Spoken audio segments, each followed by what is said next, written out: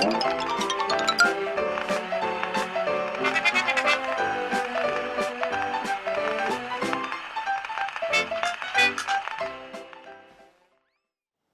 and welcome back to the Shack. I'm Moose, and a little while ago I was handed this pamphlet. It's for a product called Markfish.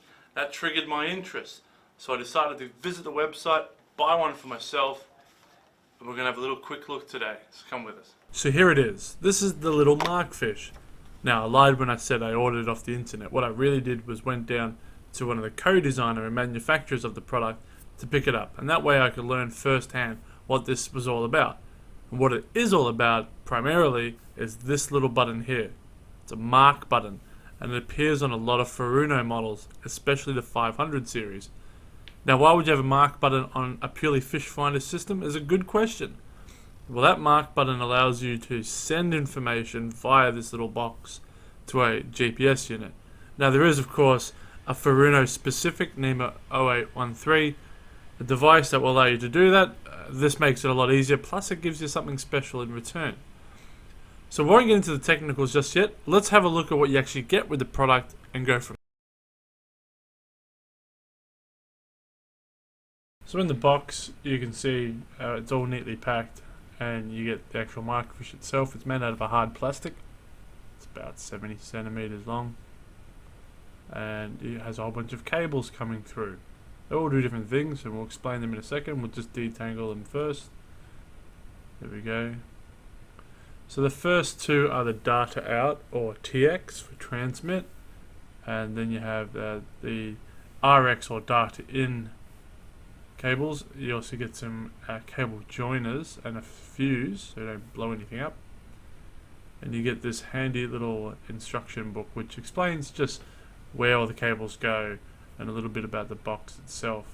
It's pretty easy to follow, I found, well, especially when I was wiring one up. And on the back, just a little bit about the product, and we'll just try to put that there. Oh, hang on, there we go. Cool. So the thing about transmitting the data is it's its own language, and so you've got to transmit and you receive. So what this Markfish device does is transmit data from the unit, such as sonar, depth, temperature, etc., and it receives information as well, such as GPS position, heading, speed, that sort of stuff. So basically it's a translation box. The benefit it does have is it has a remote input wire, and that remote input wire can be placed on a switch or a button. You can even put it onto a wireless key fob. They're only a few dollars online, and that allows you to have an external button that you can hit or switch at any time to save a waypoint directly to your unit. This is great if you're, say, laying cray pots and you want to just hit a waypoint every time you drop one. If you're a charter operator and things are looking good, you can hit it, not run to the front of your boat. It's basically just going to allow anyone to save a waypoint. The cool thing, of course, is even if you don't have a Furuno system, you can use the Markfish purely for that button. All the thinking and all the programming has been done for you. So if you have a system that is a combo unit, or you've already got it networked with other units, you can add a Markfish purely for that button at the end. Anyway, enough talking. Let's actually see it in action. So here's our little test setup here. I've got a little rig with a Furuno mounted in it, no transducer. It's powered by just 12 volt.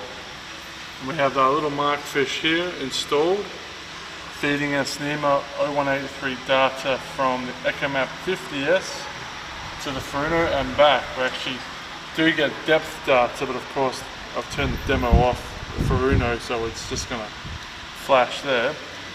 So you can see on the Furuno we've just sort of paused it so it doesn't show all that much, but we are picking up GPS signal. We're not getting a strong signal because we are inside of a metal building. We're near the outdoors, but in this case we are very close.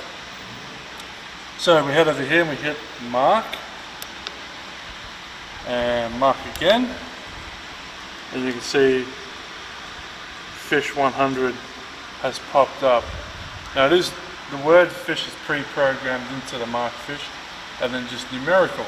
So the next one will be Fish 101. I've set the simulator boat to move just a little bit so that all the waypoints aren't going to be on top of each other, so we'll give it a go. Hit mark again. Hopefully we've moved enough that we can see it. If I zoom all the way in, you can see 101 as the boat slowly moves away on its weird trajectory. Hit mark again. There it is. So it's pretty quick. The interesting thing I find about the Mark Fish isn't the fact that it does something terribly revolutionary. It is very new and very cool, and for that I give it props.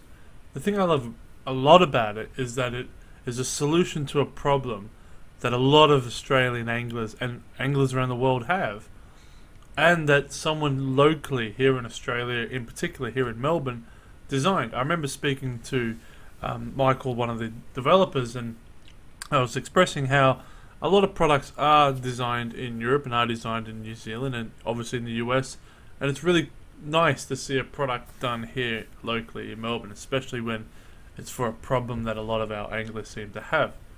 One thing that the system does have limitations with is some of the units that it can talk to. There is a full description of what models it will and won't work with online, but basically older North Star, older Navmans are out, current Hummingbirds are out, and current Raymarines using the Lighthouse operating system are also out. There is a new model on the way. By the time you watch this video, it might even already be out. So we might have to do a new video down the track. But basically that's it. It's a great little device for letting you use that unusable button on your Furuno, or install a really cool waypoint override switch. Or if you really want just a simple 0813 interfacing unit, it will do the job for you with a really nice clear set of instructions. A huge thanks goes to Michael for letting us take these systems and actually have a play with them, especially all his mates too at RadTech who helped develop the system. And speaking of developing this system, one last little piece of information before you go is just how well this thing is built. It's operated to high temperatures in a frying pan. It's also operated in solid ice. Don't believe me? Watch this next clip.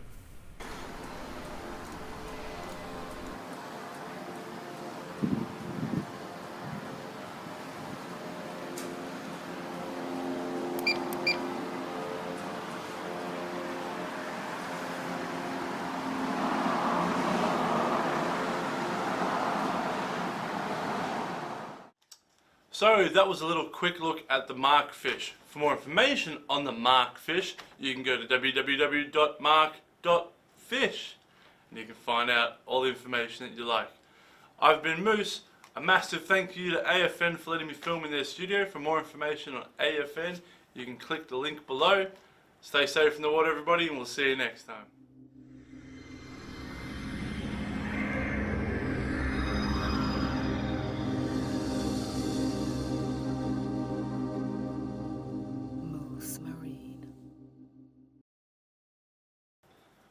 Hey, and if you stuck around this long enough, I might as well tell you about the subscribe button. It's just below. If you click it, it means that you'll keep up to date with all of the quick look videos.